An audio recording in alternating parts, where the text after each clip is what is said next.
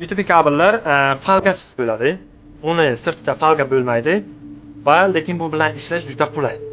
Xo'p, FTP kabellar esa FTP kabellarni tashqi qismida falga bo'ladi. Nima uchun falga bo'ladi? Eng maksimal 40 gigabit taqsim sekundgacha ma'lumot ustida oladi. Bu degani 40 gigabit taqsim sekund. Bu 8 ga bo'lganda 1 sekundda 5 gigabayt ma'lumot o'tadi degani.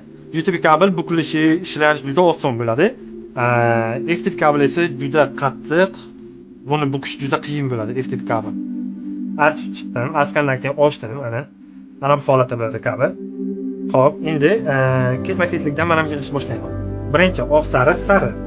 Undan keyin arni, ya'ni ana bu temirchalarni o'zimga qaratgan holatda ushlayman va kabelga siqaman. Sizni ma'lumotingiz 100 megabit taqsim sekunddan yuqori bo'lmaydi. Signal jo'natadigan kabeldan o't chiqadi. Mana. Bu lant tester aytish. Keyingi o'rinda abjim.